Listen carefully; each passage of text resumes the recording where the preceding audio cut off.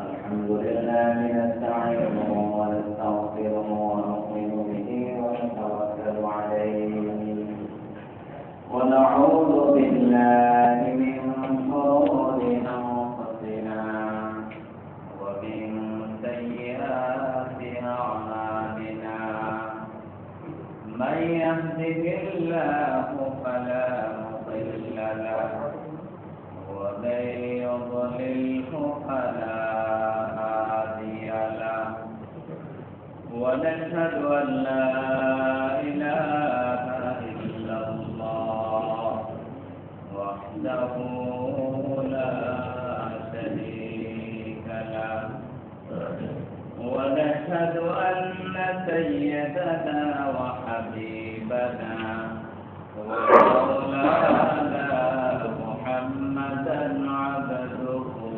ورسوله الذي أرسله بالحق بشيرا ونذيرا وداعيا إلى الله بإذنه وسراجا وقمرا منيرا فقد قال الله تعالى في كلامه المجيد وفي فرقانه الحميد أعوذ بالله من الشيطان الرجيم بسم الله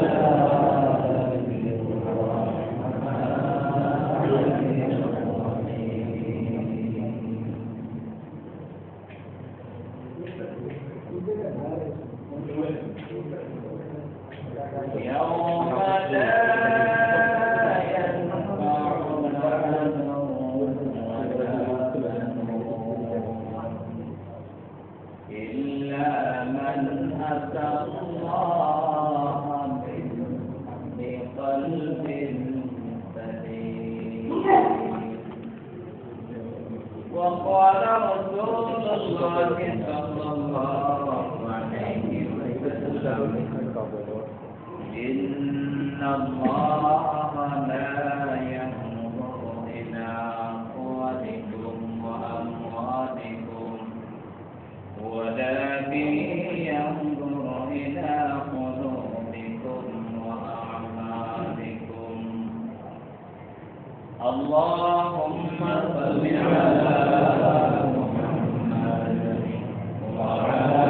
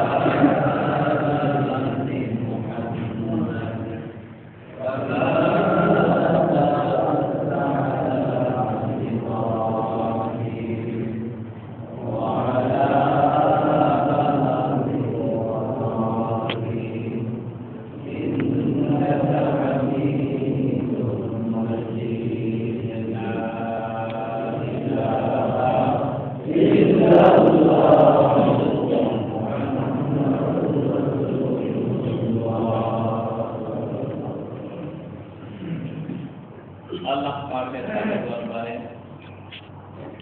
অসংখ্য লাখ-কোটি শুকরিয়া আদায় করছি যিনি আমাদেরকে আল্লাহ পাকের গোলামি আদায় করার সুযোগ করে দিয়েছেন বলি আলহামদুলিল্লাহ।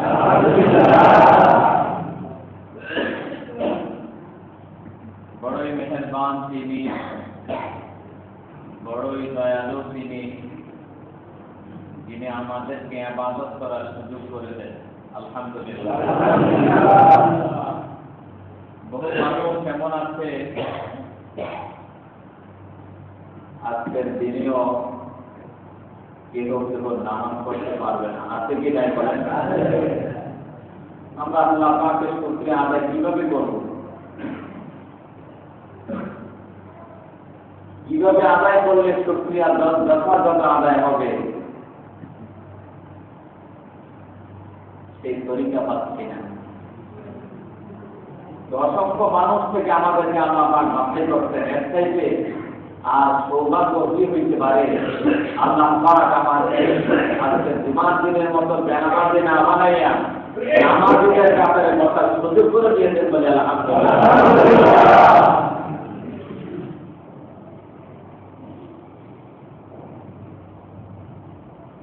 তাকওয়া বিষয়ে আলোচনা হচ্ছিল, আমরা সবাই আমাদের মধ্যে শুনতেছিলাম। আল্লাহ পাকের কাছে দোয়া করা দরকার, বেশি বেশি দোয়া করা দরকার, আল্লাহ আমাদেরকে তাকওয়াবান বানান। আমিন বলেন না? আমিন। পরহেজগার বানাও, আমিন। দিনদার বানাও, আমিন। মুত্তাকি বানাও, আমিন। আমাকে ঈমানদার বানাও, আমিন। আমাকে মুসলমান হিসেবে কবুল করো, আমিন। দোয়া করা দরকার আল্লাহ পাকের কাছে। এই বিষয়টাকে সামনে রেখে কয়েক জুমা তাকওয়া সম্পর্কে আলোচনা আসছে,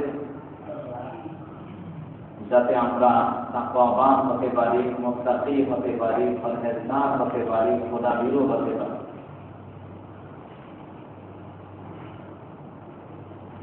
এই বিষয়ে অনেক উদাহরণ সহ কোরআনের আয়াত হাদিসের অংশ বিশেষ তেলাওয়াত করেছিলাম, আপনাদের সামনে উপস্থাপন করেছি। আজকে হয়তো তাকওয়া সম্পর্কে শেষ জুমা, কারণ সামনে আসতেছে আশুরা, মুহররম, কি বলেন? এই সম্পর্কে আমাদের বলা দরকার, খুলে খুলে বলা দরকার। মুহররম সম্পর্কে আসতেছে আমাদের ইনশাআল্লাহ আগামী জুমা। আজকে হলো 28 তারিখ, কত তারিখ? জিলহজ্জের হলো 28 তারিখ। এই 2 দিন পরে এই জিলহজ শেষ হবে, মুহররম মাস শুরু হয়ে যাবে। আগামী সপ্তাহে মুহররম সম্পর্কে গুরুত্বপূর্ণ আলোচনা হবে ইনশাআল্লাহ।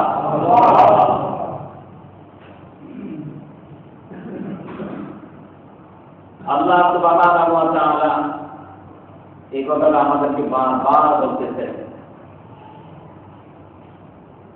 যে আমি তোমাদেরকে বানাইছি একমাত্র আমার জন্য। কার জন্য?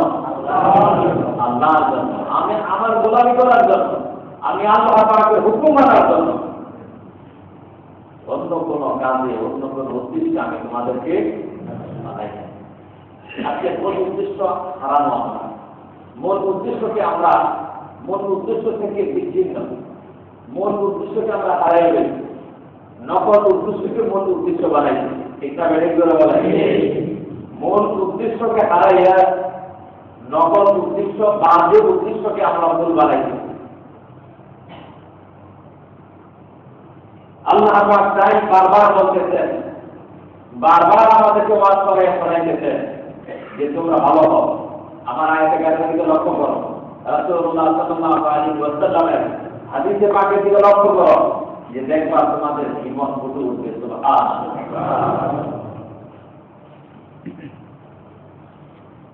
এই ধরুন আমরা হতে চাই আল্লাহমুখী, আল্লাহর কথা মতো আমরা চলতে চাই। কি বলেন? আমরা নামাজ পড়ি কার জন্য? আরো করে কার জন্য? যত ইবাদত কার জন্য? সব যেহেতু আল্লাহর জন্য করি, সবই যেহেতু আল্লাহর জন্য, নিয়ত একটু সাফ করে মিলিত হয়। কি বলে? আমরা মসজিদে আসছি কারো কথায় না, কার কথা? কার কথা? আল্লাহর কথায় আসছি, আল্লাহর হুকুম মানার জন্য আসছি। অতএব একটা বড় বড় কপাল মন্দ, বড় সৌভাগ্যশালী আর কেউ হইতে পারে।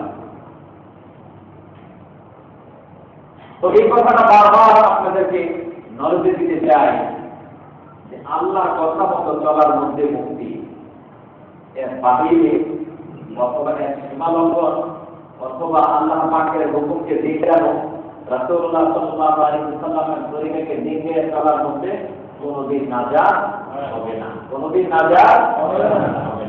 মুক্তির পথ আল্লাহর কথার মতো, নাজাতের পর রাসূলুল্লাহ অতএব আমরা যদি মুক্তি পেতে চাই, নাজাত পেতে চাই, আল্লাহকে পেতে চাই, হ্যাঁ বলে বলার পর যদি আমরা আল্লাহ ভয় থেকে বাঁচতে চাই, তাহলে পরিপূর্ণ আল্লাহর কথা মতো চলতে হবে, এর বাইরে যাওয়া যাবে না, মন করা মতো চলা যাবে। একবারে বুজুর্গ হযরতে আশরাফ আলী থানভী রাহমাতুল্লাহ আলাইহি উনি একটা চিঠি লিখলেন, হযরত আমি গতকাল রাতে একটা স্বপ্ন দেখলাম। স্বপ্নটা উনি চিঠির মধ্যে বিস্তারিত লিখলেন। কি স্বপ্ন? আমি গতকাল রাত্রে স্বপ্নে দেখলাম। স্বপ্নটা কোন সময় দেখেছি জানেননি? আমি একটা নামাজের ওযু করিয়া আমি তাসবিহ তাহলিল আপনার ওজিফা আদায় করার জন্য নামাজের বিছানায় বসে গেলাম। নামাজের বিছানায় বসে আমি জিকির করতেছি, লা ইলাহা ইল্লাল্লাহ, লা ইলাহা ইল্লাল্লাহ, জিকির করতেছি। জিকির করতে করতে ওজিফা আদায় করতে করতে যখন ফজরের আযানের সময় হলো, এর কিছুক্ষণ পূর্বে আমার ঘুম পাইল, নিদ্রা দেখলো, নিদ্রা ধরলো। আমি ঘুমের মধ্যে দেখতেছি আমি জিকিরগত অবস্থায় আছি, আর আসমান থেকে সাদা সাদা পোশাকধারী ফেরেশতা আমাকে ঘেরাও করে দাঁড়াই আছে। আমি তাদের দিকে তাকালাম, দেখলাম কোনো সন্দেহ নাই ফেরেশতার মধ্যে তারা ফেরেশতা, তারা আল্লাহ পাকের ফেরেশতা। তবে আমার জিকির শুনে তারা এত অসংখ্য ফেরেশতা আমাকে দেখার জন্য এসে গেল। এখানে আর জায়গা হলো না, এক ফেরেশতা আরেক ফেরেশতার কাছে দাঁড়ালো, আরেক ফেরেশতা আরেক ফেরেশতার কাছে দাঁড়ালো। এভাবে ফেরেশতাদের সারিবদ্ধতা, এভাবে ফেরেশতাদের সারি আসমান পর্যন্ত পৌঁছে গিয়েছে। আমি তাকাইয়া দেখলাম আমার জিকির শোনার জন্য ফেরেশতারা দাঁড়ায় আছে। আমি এক ফেরেশতার কাছে যাইয়া, প্রথম ফেরেশতা যেটা মাটির সাথে দাঁড়ানো আছে, জমিনের উপর দাঁড়ানো আছে, আমি তার কাছে গিয়া বললাম, লা ইলাহা ইল্লাল্লাহ, লা ইলাহা ইল্লাল্লাহ। এর মধ্যে উনি লিখতেছেন, ও হযরত ওয়ালা, ও থানভী, আমি প্রথম ফেরেশতার কাছে কেন জিকির করলাম জানেননি?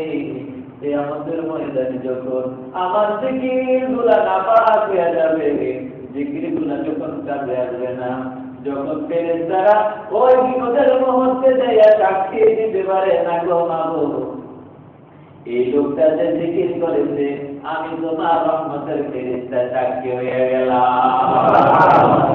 আমি আমার দ্বিতীয় ফেরেশতার কাছে গিয়ে জিকির করতে লাগলাম, ইল্লাল্লাহ ইল্লাল্লাহ ইল্লাল্লাহ। তৃতীয় ফেরেশতার কাছে জিকির করলাম, ইল্লাল্লাহ, কি রাখার জন্য? সাক্ষী রাখার জন্য। আমি চতুর্থ ফেরেশতার কাছে গিয়ে জিকির করলাম, লা ইলাহা ইল্লাল্লাহ। পঞ্চম ফেরেশতার কাছে এভাবে আমি জিকির করতে করতে আমি দেখলাম আমি আসমানে উঠে গেছি। আমি আসমানেও জিকির করে শুরু করলাম, জিকির করতে করতে আমি চলে গেলাম আরশ মহল্লায়। আমি আরশ মহল্লায় আল্লাহ পাকের কুরসির কাছে গিয়া জোরে জোরে চিল্লে শুরু করলাম, ইল্লাল্লাহ ইল্লাল্লাহ ইল্লাল্লাহ ইল্লাল্লাহ ইল্লাল্লাহ, জিকির করা শুরু করে দিলাম। তখন হঠাৎ দেখলাম গায়ের থেকে একটা আওয়াজ আসলো, এই তোমরা কোথায়? এই লোকটাকে ধরো। লোকটা দেখতে বড় খারাপ, লোকটা দেখতেছি জোরে কোনো কিছু মাপ পাইতে চায়। আমার দরবারের অনেক আদব কায়দা নিয়ম কানুন আছে, এখানে তো জোরে কিছু চলে না, এখানে বিধিবিধান অনুযায়ী চলতে হবে। বিধিবিতে যাতে ওদের লোকটাকে গলা ধাক্কা দিয়া আমার আছে মহল্লা থেকে জমিনে নিক্ষেপ করে দাও। জোরে জোরে বলেন না, নাউযুবিল্লাহ। কি যখন লোকটা বলল হযরত নবী আমিও দেখলাম আমাকে একটা লোক আল্লাহর আরশ মহল্লা থেকে গলা ধাক্কা দিয়ে আমাকে বাহির করে দিল, আমি জমিনে পড়ে গেলাম, আমি কাঁদতেছি। আমি কাঁদতে কাঁদতে এক রাস্তা দিয়ে হাঁটতেছি, হাঁটতে হাঁটতে দেখলাম উম্মতের কান্ডারি বিশ্ব নবী মুহাম্মাদুর রাসূলুল্লাহ সাল্লাল্লাহু আলাইহি ওয়াসাল্লাম রাস্তার মাঝখানে অনেক সাহাবীদেরকে সামনে রেখে এক বিশাল কুরসির মধ্যে বসে উনি তাদেরকে ওয়াজ শোনাইতেছেন। ও হযরত নবী আপনাকে আমি মসজিদে দেখেছি, আমি দেখেছি আপনি রাসূলের পায়ের নিচে বসে বসে রাসূলের ওয়াজগুলো আপনি লিখতেছেন। রহমতুল্লাহ আলাইহি পায়ের সময় যখন ওয়াজ করতেন ওনার পায়ের নিচে একটা লোক ওনার বয়ানগুলাকে শুরু থেকে শেষ পর্যন্ত লিখত, যার কারণে পৃথিবীর বুকে এখন রিসার্চ করে দেখা যায়, অনুসন্ধান করে দেখা যায় হযরত আশরাফ আলী থানভী রহমতুল্লাহি আলাইহি বলেন কয়েক মানে নাম্বারওয়ালা এমন একজন লেখক যার উপরে আজও পর্যন্ত বেশি কিতাব লেখনেওয়ালা খুবই কম পাওয়া যায়। সুবহানাল্লাহ। ওনার হাজার হাজার কিতাব রয়েছে, অসংখ্য কিতাব রয়েছে, কেউ বলছেন 12,000-এর ঊর্ধ্বে ওনার কিতাব। সুবহানাল্লাহ। একজন লেখক 12,000 কিতাব, 12,000 তথ্য, 12,000 বই লিখতে শুনতেছি আপনারা। এবারে হযরত থানভী রহমাতুল্লাহি আলাইহি চিঠির মধ্যে দেওয়া হলো, ও আশরাফ থানভী আমি আপনাকে দেখলাম রাসূলের পায়ের নিচে বসে বসে কি যেন লিখতেছেন। এবার থানভী রহমাতুল্লাহি আলাইহি উল্টা পিঠে তার জবাব দিয়ে দিলেন, বলে ও ভালো করে তোমার স্বপ্নের বৃত্তান্ত দাও, তোমার বিবৃতি দাও, আসলে রাসূল ওই সময় তোমাকে কি বলেছেন ওইটা না বললে আমি তোমার স্বপ্নের ব্যাখ্যা দিতে পারবো না। বলে আমি যখন কাঁদতে কাঁদতে রাস্তা দিয়ে যখন হেঁটে যাচ্ছিলাম রাসূলুল্লাহ ডেকে বললেন, আমার উম্মত এদিকে আয়, তুমি কাঁদো কেন, কাঁদো কেন, চোখের পানিগুলো মধ্যে পেলো, আমি তোমাকে বেড়ে শুনেছি, তোমার সম্পর্কে শুনেছি তুমি নাকি শরীয়তের ইহতিমাম করো না, শরীয়ত চলতে যাইয়া যেই সমস্ত বিধিবিধান মানতে হয়, যেভাবে চললে শরীয়তের উপর চলা বোঝায় ওইভাবে তুমি চলো না, অতিরঞ্জিত হয়ে চলো। অতএব তুমি এখানে আসো, আমার এই মাহফিলের মসজিদে বসো, আমি তোমার জন্য শরীয়তের পাবন্দ হওয়ার দোয়া করে দিব। কথাটা কোন জায়গায়? আসলে থানভী রহমাতুল্লাহ বিস্তারিত ভাবে মুরিদকে জানিয়ে দিলেন, দেখো মুরিদ তোমাকে সবচেয়ে বুঝিয়ে দিতেছে, তোমাকে শিক্ষা দিতেছে যে অতিরঞ্জিত ইসলাম পছন্দ করে না। সুবহানাল্লাহ। যত কিছু বলো জিকির তো ঠিক আছে, জিকিরের ব্যাপারে তো কোনো কথা নাই, আর করবি আর করবো, তো তুমি আল্লাহর জিকির করো, আল্লাহ তোমার জিকির করবে, তুমি আল্লাহকে স্মরণ করো, আল্লাহ তোমাকে স্মরণ করবে। জিকিরের কথা তো আছে, এটা তো বড় কথা না, কিন্তু শুধু জিকির করলে নামাজ পড়লে না হবে, শুধু জিকিরই করলেন, শুধু দুরূদ পড়লেন আর কোনো নামাজ পড়লেন না হবে না, বলেন শুধু নামাজ পড়লেন বাকি বিধিবিধান মানলেন না হবে নাকি? সব কিছু মানার নাম হলে শরীয়ত, একটা বেঠিক করে বলেন।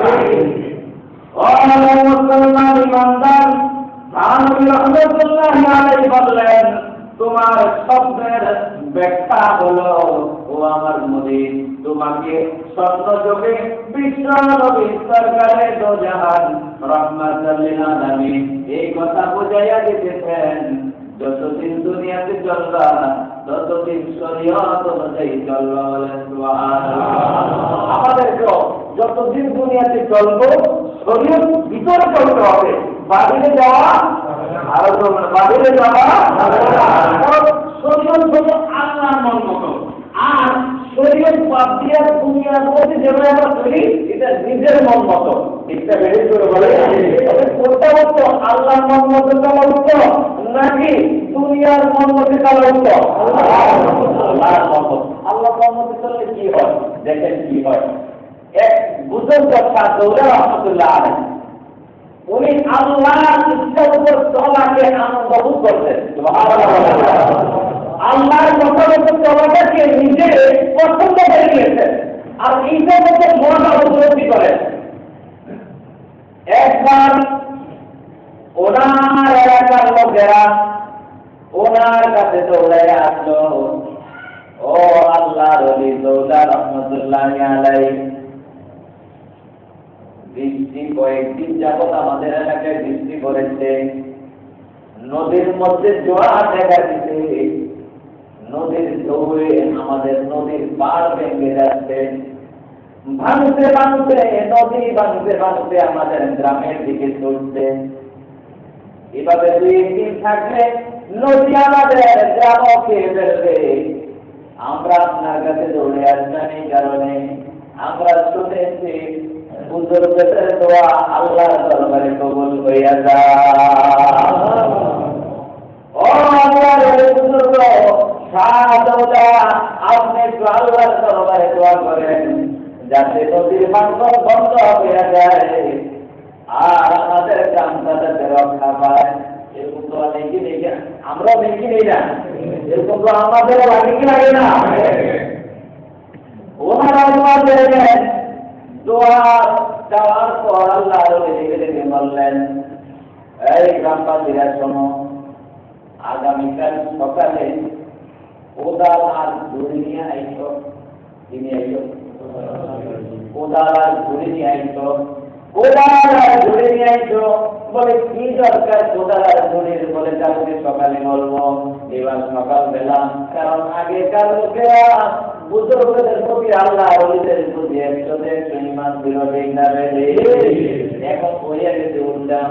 আল্লাহ ওলি যারা আপনাকে আল্লাহ ওলি তাদের কথা শুনে না, যারা বলে ফাতেমার স্বামী, যারা বলে রাসূলুল্লাহ সাল্লাল্লাহু আলাইহি ওয়াসাল্লামের ছায়া নাকি সে, বুঝতে পারছেন আপনারা?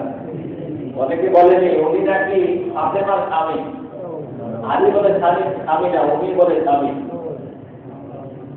এরকম আছে কি নাই বলে না, লোকেরা এদের কথা মানে, কিন্তু হাত বলে যে আছে ওদের কথা শুনতে রাজি না। আগেকার লোকেরা হক ওলিদের কথা শোনার জন্য পাগল হয়ে যাইতে বলেন সুবহানাল্লাহ। এই ঘটনা থেকে বুঝতে পারবেন কেমন, যখন বললো সকালবেলা কোদাল আর ঝুড়ি নিয়ে আইসো, ঠিকই কোদাল আর ঝুড়ি নিয়ে আইসা গেছে। এবার আল্লাহ নবী বলতেছে, যেদিকে জোয়ারটা, যেদিকে নদী ভাঙতেছে, এদিকে মাটি খনন করা শুরু করো। আচ্ছা বলেন তো বিপদ আরো বাড়বে না কমবে না? আমরা বাংলা বন্ধ করবো, মানুষকে আরো ভাঙতেছে। যে ভাঙাটা 2 দিন হয়েছে এটা তো আমরা 1 ঘন্টায় ঘরে দেখা যায়। প্রশ্ন আছে কি আছে না? আল্লাহ ওদের কথা বলে একমতা দেখি আছে, একমতা। আল্লাহ এদিকে প্রশ্ন করা হলো, ও সাহাবারা, আপনার কাছে দরখাস্ত নিয়ে এসেছিলাম আমাদের নদী ভাঙনকে রোধ করিয়া গ্রামকে রক্ষা করার জন্য, আর আপনি এমন সিস্টেম করেছেন 2 দিনের কাজ 1 দিনে দাঁড়াইয়া ফেললেন। এবার আল্লাহ ডাক দিয়ে বললেন, নদীর স্রোত কোন দিকে যেতে চায়? আমাদের গ্রামের দিকে। বলে আল্লাহ তো তাই চান। স্রোত যেহেতু নদীর গ্রামের দিকে যেতে চায়, আল্লাহ দিকে নিতে চান, আমিও আল্লাহর পক্ষে। তো আল্লাহ, আমি আল্লাহর বিরুদ্ধে যাইতে পারবো না। আল্লাহ যা চান আমি তা চাই। তো আল্লাহর বিরুদ্ধে যাওয়া যাবে না। তোমরা যদি আমার কথা শুনতে চাও, মানতে চাও, আমল করতে চাও, তাড়াতাড়ি কোদাল লাগাও, তাড়াতাড়ি কোদাল লাগাইয়া মাটি করাও, এরপরে যা করার কি করবে?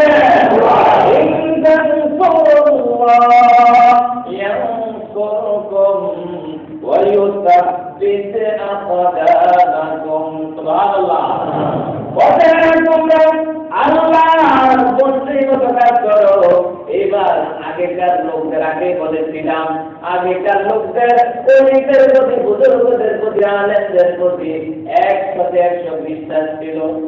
লোকেরা দেরি করে নাই, ওই নদী ভাঙনের দিক দিয়া স্থান দিয়া ওই জায়গা দিয়া খনন করা শুরু করে দিল।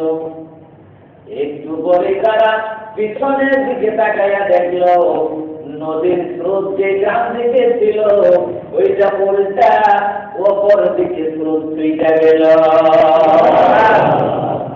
গ্রামের দিকে যে স্রোত ছিল ওই স্রোত আর গ্রামের দিকে নাই, কোন দিকে চলে গেছে?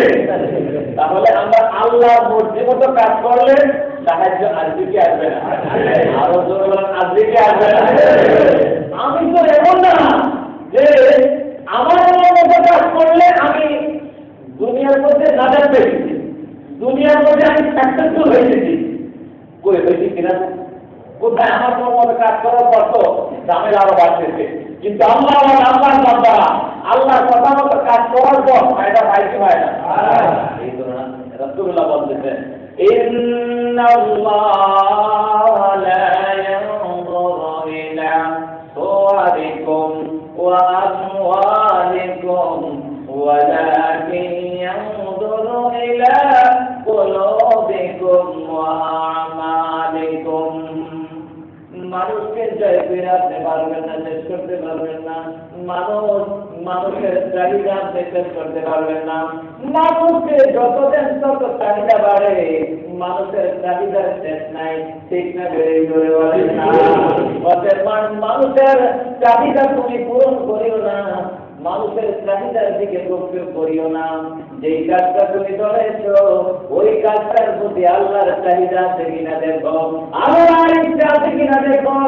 যদি দেখো ওই কাজটার মধ্যে মাহবুবের ইচ্ছা আছে, ওই কাজটা করিও, না হয় করিও না। মানুষকে খুশি করার জন্য আল্লাহ ইচ্ছার বিরুদ্ধে তুমি করিও না, ঠিক না? বেড়ে বলে না, মানুষকে খুশি করার পিছনে বলো। ঘোড়া নিয়ে আর পরিবার নিয়ে শহরে রওনা দিল। একটা ঘোড়া স্ত্রী পুত্র নিয়ে কোথায় রওনা দিল? শহরে রওনা দিল। লোকটা উঠে ঘোড়ার উপর আর স্ত্রী এবং পুত্র হাইতে হাইতে রওনা দিতে একটা গ্রাম যখন অতিক্রম করলো, লোকেরা বলতেছে কত বড় বেরুপ, ছেলেটাকে হাঁটাইয়া হাঁটাইয়া নিতেছে আর ঘোড়া মত ঘোড়ার উপরে উঠতেছে। নিয়ম ছিল লোকটা হাঁটবে আর ছেলেটাকে ঘোড়ার উপরে উঠাবে, নিয়ম এটা না? বাচ্চাটাকে উঠাবে। লোকটা বলল ঠিকই তো মানুষের কথা, যে আমরা একটু শক্তিশালী বয়স্ক লোক, আমরা হাঁটতে পারবো, ছেলেটা তো হাঁটতে পারে না। এই কারণে উনি একটু করে গ্রাম পার হইয়া নিজে নেমে গেলেন, ঘোড়াটার উপরে ছেলেটাকে বসাইলেন। এবার চলতেছে, আরেক গ্রাম আসলো। এবার লোকেরা বলতেছে দেখো দেখো দেখো ছেলেটাকে এখন এই আদম বানাইতেছে, মাকে আটাইতেছে আর ছেলেটাকে এভাবে ঘোড়ার উপরে উঠাইতেছে। এখন থেকে ছেলেটাকে বেয়াদব বানাইতেছে। লোকটা বললো লোকদের কথা তো ঠিক, এখন কিন্তু আদর শিক্ষা দেওয়ার সময়। তাড়াতাড়ি নামাইতে নামাইয়া এবার বউয়ের উঠেছে। 3 নম্বর কি আছে? স্ত্রীকে উঠাইছে, উঠাইয়া চলতেছে। আরেক গ্রামে গেছে, আরেক গ্রামের লোকেরা কয় দেখো দেখো দেখো লোকটা কেমন বউয়ের মুড়ি। লোকটা কি দেখো না, এইটাকেই বলে বউয়ের কাছে নাকে ঘর দিয়া চলা, নিজে কষ্ট করে হাঁটতেছে আর বউকে ঘোড়ার উপর চড়াইতেছে। এই তো বউয়ের প্রধানমন্ত্রী, এমনি তো আমাদের সমাজ নষ্ট হয়। লোকটা বললো ঠিকই যে কথা, এই তুমি নামো। এরা বললো 3 জন উঠো, কয়জন? 3 জন উঠো। 3 জন উঠছে, ওইটা আরেক গ্রাম যখন অতিক্রম করতেছে। এইবার লোকেরা বলতেছে দেখো দেখো এইগুলোর মতো জানোয়ার, এইগুলোর মতো যাবেন পৃথিবীতে আর তৃতীয় কেউ নাই। একটা ঘোড়া বাইক মেরে মেরে বললো 3 জন ফেরত উঠলো। 3 জনের মধ্যে যে কোনো একজন তো উঠলে চলতো। এবার লোকটাকে ঠিকই তো কথা, ঘোড়াটা তো কষ্ট হয়ে গেছে। এবার 3 জন নাইমা গেছে, 3 জন নাইমা এবার হাঁটতেছে, ঘোড়াটাও হাঁটতেছে, ওরাও হাঁটতেছে। এবার ঘোড়ার উপরে আর কেউ হয় না, কারণ উঠলে তো উঠার কোনো রাস্তা বাকি রইল না। এবার দেখো গোড়া জ্ঞান আছে যে গ্রামের ভিতরে লোকটাকে দেখো দেখো তো লোক গুলাগত দেখো অপচয় এই জায়গায় ঘর অপচয় কি অপচয় যদি গোড়া নামটা বাড়িতে বাইরে রাখতে গোড়া না দরকার ছিল না আনতো তো উঠো না কিনে গিয়া এটা যদি মানুষের কাছে দেখার লাগে আনতো নাকি লোকের তো ঠিকই তো কথা। এবার গোড়া উপরে উঠলো দোষ হাতাইলো দোষ এবার ছেলেটাকে ডাক দিয়া বলতে ছেলে কোন জায়গায় হাত পাচ্ছে দেখ বা কি কোনবার শক্তবার কি লেগে বলবো। এবার চতুর্থ পদ্ধতি পঞ্চম পদ্ধতি কি পদ্ধতি পঞ্চম পদ্ধতি গোড়াটা কোনোটা পাওয়া বাসের মধ্যে মানুষ বাইরে ছেলে তুই এক কেনে দিয়ে দশ আমি আরেক কেনে দিয়ে ধরি ডক্টর সেই আসতেছে কারণ গোড়ার উপর চললো দোষ না চললো দোষ এবার গোড়ার নিজের উপর সবাইছে এক গ্রামের কিনে এক গ্রামের লোকেরা তো যা বলা বলছে বলো অসুবিধা নেই। এবার একটা ঠাকু আছে না খালের উপর ঠাকু দেয় বোল দেয় সে বোল মারি দেয় এবার লোকেরা দিতে চিন্তা দেখি না গোড়া নিচে দিয়া বাড়াই দিয়া নিজেরা দরকারের উপরে ঠাকু দেওয়া যাবে গোড়া লাগে কেন কাদা আছে যখন চিন্তার মাধ্যমে গোড়া দিকে পাল পাল দিতে ঠাকু দেবে বাইরে গেলে সবই করতে নিতে বাবা মাথা মারবে ছেলের চক্রি মারবে বউ যেতে মার গোড়া মেরে এবার লোকটা ভাবে আর কয় লোকদেরকে খুশি করাইতে চাইলে খুশি করানো যায় না লোকদেরকে খুশি করাইতে গেলে মাথা ভাড়ে ছেলের খুশি হারে বউ আনা যায় বউ মারা যায়। মানুষকে খুশি করানো কোন শিক্ষা দুনিয়াতে নাই সব শিক্ষা শেষ করলাম তবে আমি যদি এই শিক্ষা আল্লাহকে বড় করে করতাম এর আগে আল্লাহকে বড় হয়ে যেত শিক্ষা বেড়ে চলে মানুষকে খুশি করাইয়া কোনদিন শেষ করতে পারবো না শিক্ষা বেড়ে করে বলা যায়। যেমন দেখেন এক দুটা উদাহরণ দিলে আরো বুঝবেন। ধরেন আসলে আল্লাহর হুকুম মানতে গেলে কিছু অসুবিধা হয় কিছু লাভ কম হয় কিন্তু দুনিয়ার কথা মতো চলতে গেলে একটু লাভ বেশি হয়। আল্লাহর কথা মতো চলতে গেলে এটা শরীয়ত এটা কি আর শরীয়তটা আল্লাহর ইচ্ছা শরীয়তটা কার ইচ্ছা আল্লাহর ইচ্ছা। এখন আল্লাহর ইচ্ছা মতো চলতে গেলে যদি একটু ক্ষতিও হয় কিন্তু এর মধ্যে বরকত বেশি এটা বেশি করে বলে এর মধ্যে কি বেশি যেমন ধরেন উদাহরণ হিসাবে আমাদের বাবা মারা গেলে মারার জন্য যে আমরা কি করি সম্পত্তি ভাগ করি না এখানে বাংলাদেশের সব বিভিন্ন দেশের দুই ভাগে ভাগ হয় কিছু শরীয়তের দৃষ্টিতে কেবল ভাগ করে আনে আর কেবল সরকারি আইনে ভাগ করে আনে এটা বেশি করে বলে তবে শরীয়তের আইনে যদি পরায়ণ করতে যায় কিছু সম্পদ হয়তো কম পাওয়া যায় আর সরকারি আইনে উকিল নিয়ে যদি পরায়ণ করে একটু সম্পত্তি বেশি পায়। বলেন তো বেশি পাওয়ার জন্য ওই সময় আল্লাহর কথা মতো চলবে না আল্লাহর বিরুদ্ধে যাবে। যদি একটু কম হয় তবু আল্লাহর কথা মতো চলবে এখানে এটা বেশি করে বলে যদি একটু কম হয় এর আল্লাহ কি আছে বরকত আছে কি আছে তোরা বলেন না বরকত আছে। শুধু তাই করে ধরেন আপনি নামাজ পড়েন তো মালিক আপনার প্রতি খুশি না কি না খুশি না বলেন তো মালিককে খুশি করা বড় আল্লাহকে খুশি করা বড়। আমি এখন নামাজ পড়লে আমার মালিক ব্যবহার হলো আমার আসল মালিক খুশি হয়ে যাবে চিন্তা বেড়ে করে বলে না ওই মুহূর্ত কোন চিন্তায় করতে হবে আল্লাহর কথা মতো করতে হবে। এখন মনের ইচ্ছা আর আল্লাহর ইচ্ছা এটা বুঝতে চান না মনের ইচ্ছা হলো দুনিয়ার মতো চলা দুনিয়ার মন মতো চলা আল্লাহর ইচ্ছা হলো শরীয়ত মতো চলা। কারণ ভিতরে কাজ করে ওই কাজ করার আগে দেখবো যে এটাকে আল্লাহর ইচ্ছা আছে কি নাই ঠিকঠাক এটা করে বলেন না আল্লাহর ইচ্ছা আছে কিনা ওইটা আমরা দেখবো। কারণ কোন মানুষের প্রতি লক্ষ্য করে কেউ হাজারে খাই করানো হবে না কোন মানুষের প্রতি লক্ষ্য করে আল্লাহ পাক আযাব দিবেন না। এই হাদিসটা এইটি রাসূল শিক্ষা দিতেছেন ইন্নাল্লাহা লা ইয়ানজুরু ইলা সুওয়ারিকুম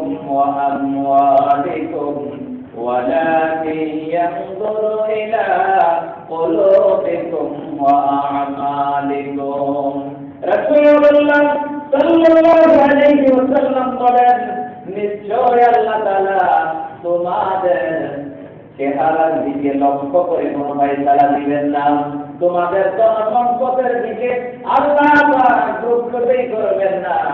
আল্লাহ আমাদের কঠিন ময়দানে তোমাদের কি দেখবেন জানো নি? তোমার একটা স্বচ্ছ তরতাজা আল্লাহর ভয় নিয়ে অন্তর উপস্থিত করছো কিনা। আমার দেখবেন স্বচ্ছ অন্তর, আর দেখবেন ও আমালিকুম তোমাদের আমল দেখবেন। কি দেখবেন বলেন না? আমল দেখবেন, আমল দেখবেন। যে অন্তর আল্লাহ তাকে ভয়ে ভর্তি, ওই অন্তর আমল করতেই মন চায়। শিক্ষাকে ভিতরে বলে না, এমনকি ওই অন্তরে আল্লাহকে স্মরণ করার জন্য যদি আমার অনেক কিছু লোক হয়ে যায়, লোক অন্তর আদি এরপর আমার অন্তরের শূন্যতা আল্লাহকে দিয়ে স্থাপন করার জন্য মানুষ বেকুল হয়ে পড়ে। এরকম হাজারো ঘটনা আছে কি নাই? নিজের বাচ্চাটি পর্যন্ত ফেলে দিয়েছে অন্তরে কাকে স্থাপন করার জন্য। আরো জোরে বলে না, কাকে স্থাপন করার জন্য? আল্লাহকে স্থাপন করার জন্য অন্তরের মধ্যে নিজের বাচ্চাটি পর্যন্ত ফেলে দিয়েছে। উনি রাশিয়া অন্তর্গত, রাশিয়া হেজাজের বাচ্চা, ওনার নাম হলো ইব্রাহিম ইবনে আদহাম। ইব্রাহিম ইবনে আদহাম উনি বড় বুজুর্গ ছিলেন, কিন্তু ওনার অন্তরটা সবসময় হাহাকার করত। মনে হয় যে শূন্যতা বিরাজ করছে, কিন্তু সব বাচ্চা হওয়ার জন্য, আদর্শবান বাচ্চা হওয়ার জন্য যত গুণ প্রয়োজন সব গুণ ইব্রাহিম ইবনে আদহামের মধ্যে বলবৎ ছিল। বলেন সুবহানাল্লাহ। কোন অংশে ওনার ভিতরে আদর্শ বাচ্চা হওয়ার জন্য যত গুণ দরকার কোন অংশ ওনার ভিতরে সব ছিল না, কিন্তু উনি সবসময় একটা আহ্বান করতেন, আমার অন্তরে মাওলা পাককে এখনো স্থাপন করতে পারলাম না, আমি এখন আল্লাহ পাককে আমার দিলে কারণ দিতে পারলাম না, এই একটা চিন্তায় থাকতেন। একদিন এরকম চিন্তা করতে করতে ঘুমাইতেন, হঠাৎ আওয়াজ শুনতেছেন, ঘুমের ঘরে না, সজাগ হয়ে গেছেন। টক টক টক টক কি একটা আওয়াজ হয়েছে ওনার ঘরের ছাদের উপরে। উনি ডাক দিয়ে বলতেছেন, কে আমার ছাদের উপরে? মনে হয় যেন কোনো বৃদ্ধ লোক লাঠি দিয়ে হাতে যেরকম একটা আওয়াজ হয় না, এরকম মনে হয় যেন ছাদের উপরে কে আওয়াজ করছে। ডাক দিয়ে বলতেছেন, আমার ছাদের উপরে কে? বলে, আমি একজন রাখাল। কি রাখাল? বলে, রাখাল এখানে কি করো? বলে, আমার একটা ঘোড়া হারাই গেছে। কি হারাই গেছে? তো ঘোড়া হারাইলে আমার ছাদের উপর কি? বলে, আমি খোঁজ করতেছি ছাদের উপর আছে কিনা।